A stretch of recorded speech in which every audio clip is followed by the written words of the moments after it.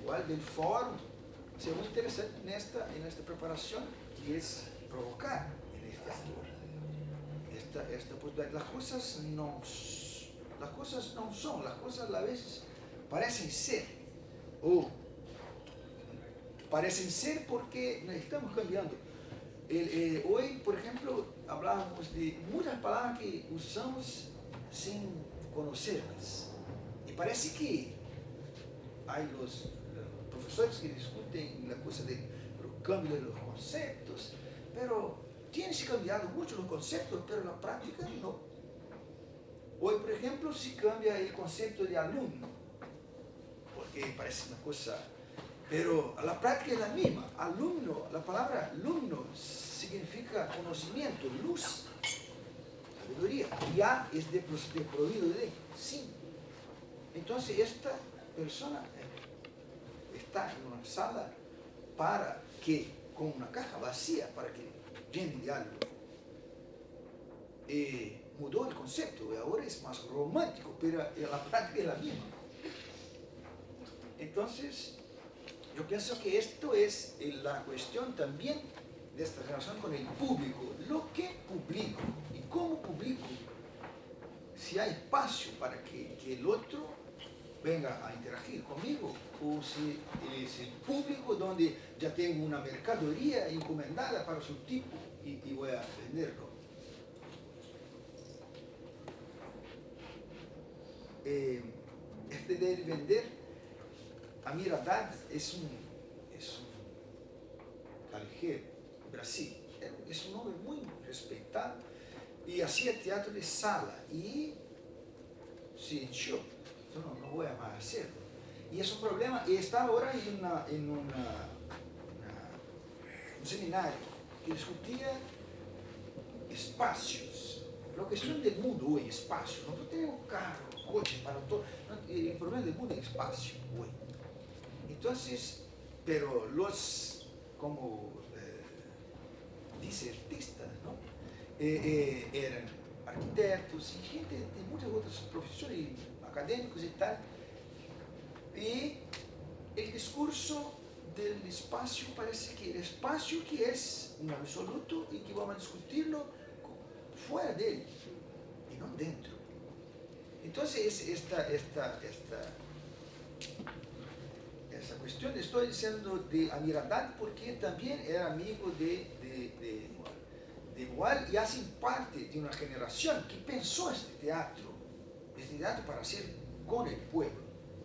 Entonces cuando se va a la calle hay una crisis porque, bueno, yo tengo un espectador que tiene un acuerdo porque ya sabe lo que va a pasar en la sala, tiene el precio, todo ya está organizado y si hay cualquier cosa y hay la seguridad que le saca, entonces todo es un control.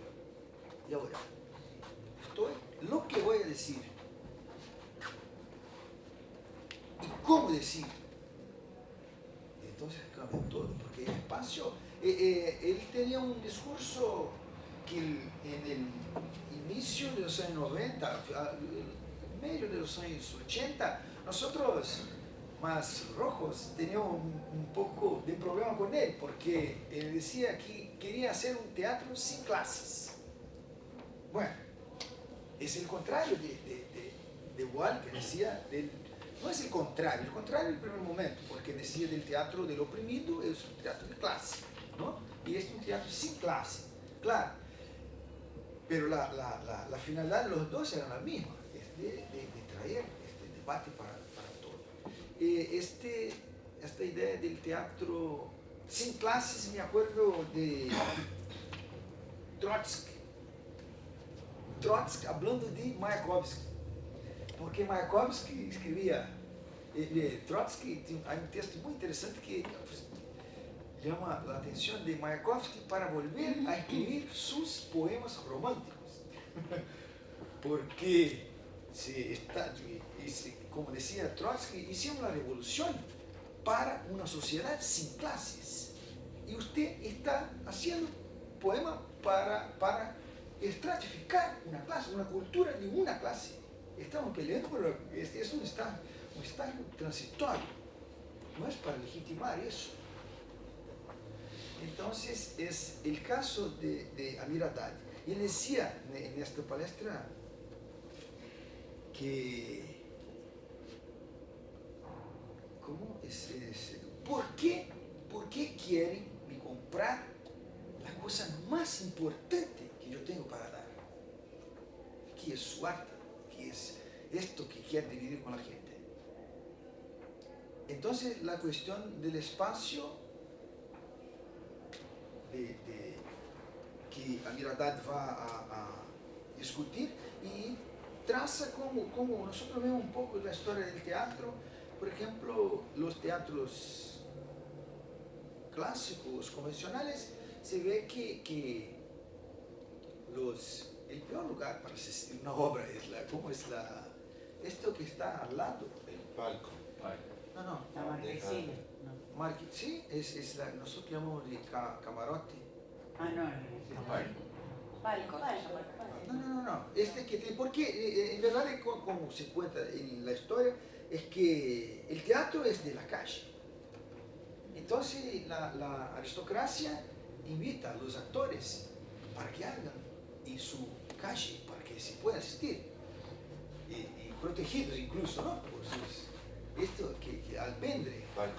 Balcones, sí, los balcones. Y va mostrando cómo el pueblo se sale del teatro. Porque en mi calle, entonces se ponen los actores y cercan, ¿sí? Cerran. Y es casi anecdótico decir que como el pueblo sale del teatro, de acuerdo con Amir, es que la gente estaba asistiendo y de repente hay otros que están arrendando sillas. Entonces yo voy a arrendar una y mira, sale de frente, yo quiero ver el espectáculo. Y entonces el pueblo va a salir, que no tiene la plata para pagar la silla.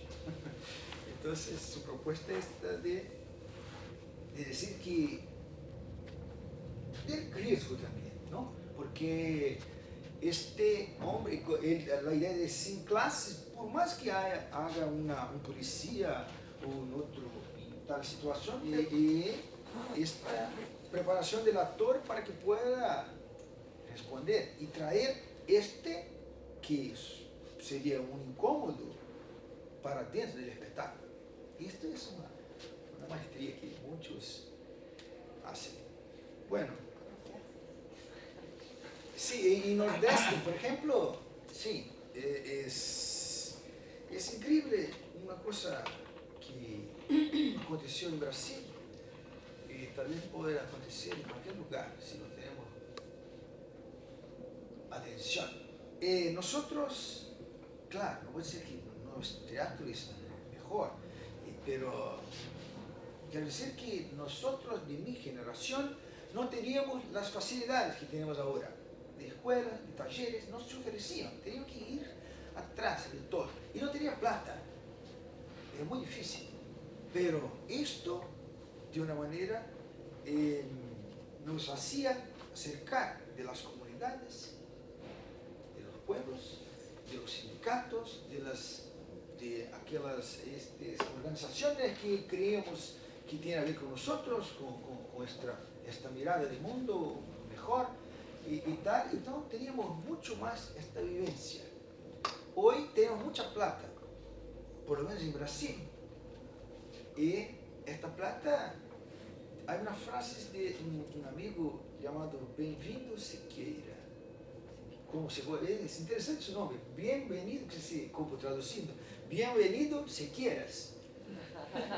Pero eso no es su nombre y apellido real. Entonces, él decía que estaba en una pelea y decía así, ¿por qué? ¿Cómo es que? Si la dictadura nos unió, ¿por qué vamos a dejar la democracia nos separar? Entonces, en el momento de la dictadura, estábamos unidos para construir algo. Y después, con esta supuesta democracia y la plata, nosotros nos separamos. Y hoy parece que hay un productor que está arrenta sin cuerpo y voz. y segundo, respetar. Porque no hay lenguaje, no interesa el lenguaje, no interesa tampoco el público, porque ya la plata ya está. Y tiene que prestar cuenta, hacer tanto presentación, no necesita público también. Claro. Entonces yo creo que estamos perdiendo un poco, ganando algo y perdiendo otro. Porque claro, vivimos en un lugar donde es eterno. Si tienes, claro, es peor. En un momento era que parecía una dicotomía de ter y ser. Y hablábamos que en inglés, ¿no? El verbo es lo mismo. Quien es porque tiene. Entonces, hoy es peor, que es todo disimulado. O sea, no necesitas ter y ni ser, si parece que tienes o que es. Y este es un proceso de construcción, es una disimulación. Entonces, lo que decía, el problema que hoy nosotros buscamos en Brasil es de esta vuelta de los grupos, porque el grupo es importante, porque el grupo acumula experiencias, define lenguajes. Claro que puede ser necesario que uno de un grupo se va a experimentar otro, pero sabe lo que va a experimentar, y no otra vez nada. Tiene una investigación y tal. Bueno, yo hablé mucho. Prefería que nosotros hablásemos, dialogásemos. No, porque no es un discurso. Yo tengo... Esta es la tercera cosa que empiezo ahora, tercera idea, ¿no? Yo venía con la idea de Artaud y de Raval. Y el patafísico. El patafísico, voy a hablar un poco. El patafísica, el colegio de patafísica de París fue creado en el mismo año que el colegio de Francia, ¿no? El colegio de Francia.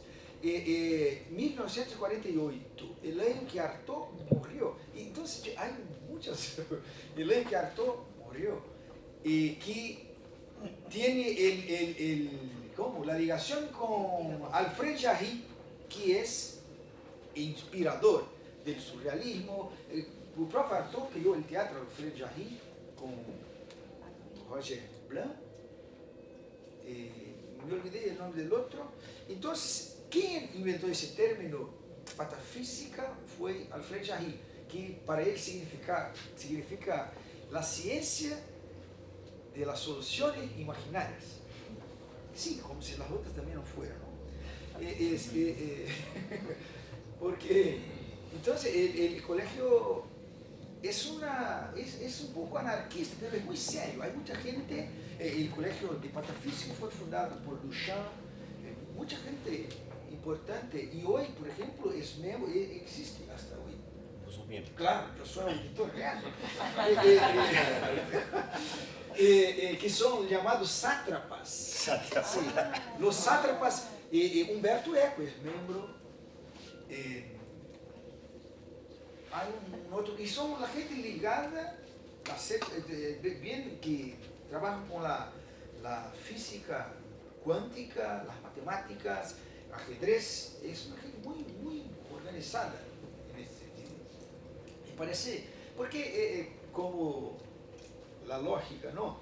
Entonces, en la clásica deductiva, la premisa mayor, la menor y la conclusión, ¿no? La máxima conocida es Sócrates, todo ser humano es mortal. Sócrates es humano, luego Sócrates es mortal. Entonces, nosotros estamos con la cabeza montada para pensar todo de esta forma. Entonces, pero ¿por qué aceptamos la premisa mayor como la verdad? Y la menor, que complementa y concluye después con esto, porque aceptamos la primera como verdad. Entonces, sí, yo puedo decir, todo ser humano vuela. Y Juan es un ser humano, luego Juan vuela. Y yo le tiro del 10º andar. Entonces, con la lógica está perfecto. está cierto, es verdadero, pero ¿y acá? Entonces, la idea de pata fría y seca me parece muy interesante, es serio. Por ejemplo, escribí un libro con muchos artículos, muchos autores, diciendo sobre, es una investigación sobre por qué los pintores occidentales pintaron Eva con umbilico.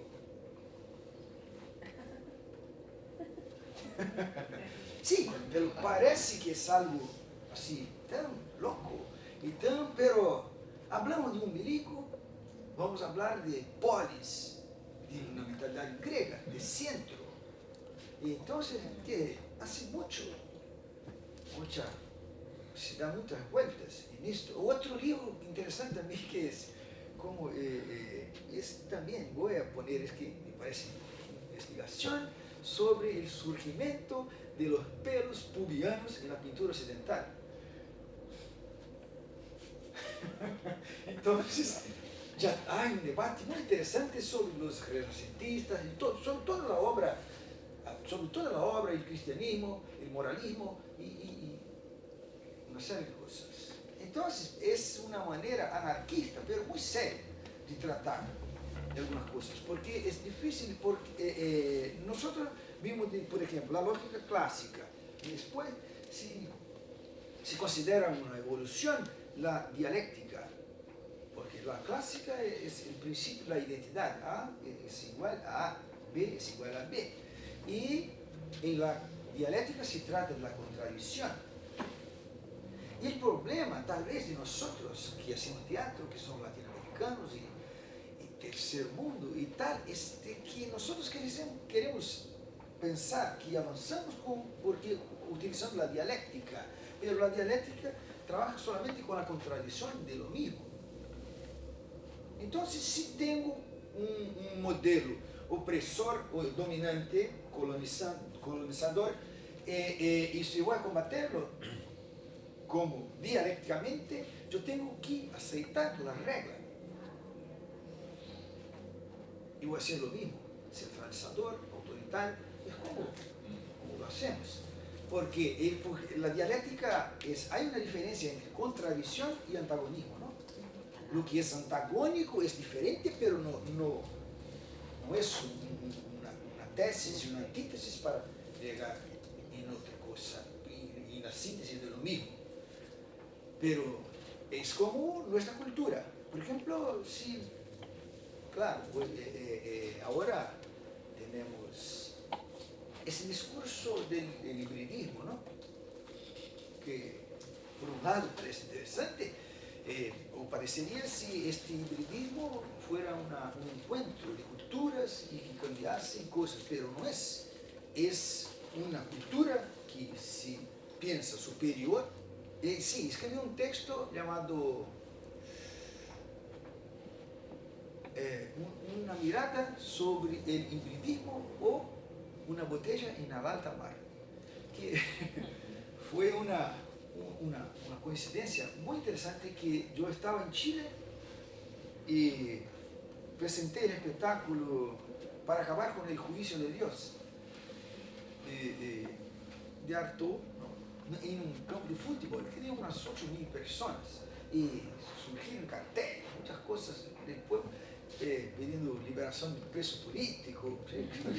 Nosotros no tenía nada que ver con eso, pero provocó en la gente, ¿no? Entonces los mapuches nos invitaron a hablar y fuimos a hablar con los mapuches, y un chico que es de Brasil pidió para que pudiera ir junto, ¿no? Con nosotros. Y cuando llegó se encantó con los mapuches y decía que ¿cómo era? Admiraba mucho los indios mapuche. Una mujer, pues, autolado. Nosotros no somos indios, y tampoco mapuches, y tampoco chilenos. Nosotros somos mapuches. Los españoles llegaron acá, miraron nuestras caras, son indios. Y después hicieron una cerca y a una vuelta y decían, esto es Chile. No, nosotros tenemos historia, tenemos lengua. Entonces yo creo que son ejemplos pequeños que caben para toda la investigación de nosotros, porque cuando se va a una favela, también tenemos como si fuera son los, como indios, ¿no? Porque es muy confuso estas denominaciones, porque los blancos tienen nombres, son italianos, son alemanes, son ingleses, son franceses, no, los negros se ponen los mismos sacos, todo el mundo. No se sabe de dónde viene, cuál es la cultura, lo mismo se hace con los llamados indios. Más de 5.000 naciones tenemos en Latinoamérica y en tanto se dice indio, con equívoco de estar yendo a la India, ¿no? Dice, aborígenes. Sí. Y nosotros somos antropofágicos, ¿no? Y ahora se está cambiando igual, se está tratando de decir pueblos originarios. Sí, pero aborígenes también es una tarjeta. No, pero también cambia la educación. Por lo menos en las escuelas, mis hijos, por ejemplo, no le dicen más indio, es más, ellos no los corrigen si nosotros decimos así. Entonces ya, digamos, son pequeños, pero es un camino. Se está tratando de cambiar. Yo tengo suerte que vivo en un lugar donde hay un pueblo guaraní y otro tupiniquí. Y nosotros cuando hablamos los guaraní, los tupiniquí, los indios, no son indios, es un pueblo que tiene un nombre. Bueno, entonces vamos a hablar entre nosotros porque de ahí por eso, sí. De acuerdo. De todas maneras, lo que a ellos les interesa es el nombre de su pueblo, ellos lo tienen. Todas las otras son etiquetas que se van poniendo por modas o por corrientes o lo que se ocurra, pero ellos, como decía recién, esos son mapuches, punto. Ni pueblo originario, ni aborigen, nada. Eso lo ponemos nosotros. En las épocas se llaman de una manera, ahora queremos ser más, no sé, más suave y todo, y se dice, bueno, son pueblos originarios, pero deberíamos llamarlos mapuches, guaraníes, ¿cómo se llama? Cada uno, sí. Exacto. Hay también todo un tema sobre el tema de la mujer explotada, de la trata. Ahora se está suavizando, se habla de la trata, pero originalmente cuando llegaron los conquistadores, todas las mujeres aborígenes, originarias, bueno, como queremos llamar nosotros, eran para los conquistadores, y se siguió repitiendo eso años a años, tal es así que hasta principios o mediados del siglo XX se hablaba de la trata de blancas.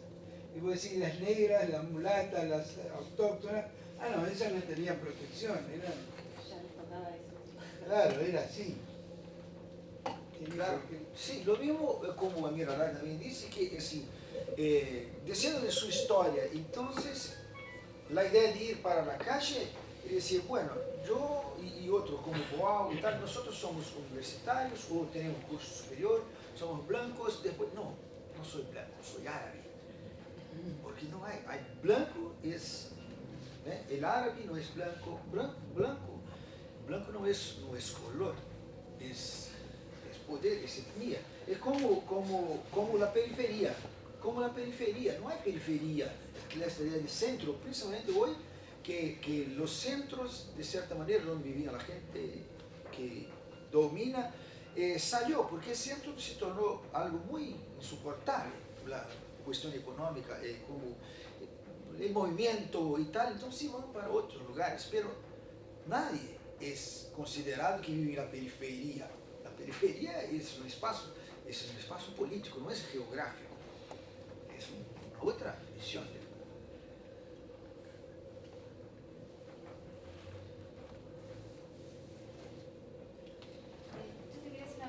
por ahí un poco, hablaste en algún momento del tema de la recuperación de los grupos teatrales. Me parece como interesante porque, por lo menos de donde yo, en mi ciudad, digo, es precisamente una cosa que se ha perdido mucho y ha transformado la realidad teatral. El tema del grupo, ¿no? El grupo teatral, con un desarrollo, con digamos, una serie de cosas atrás de las cuales ir avanzando.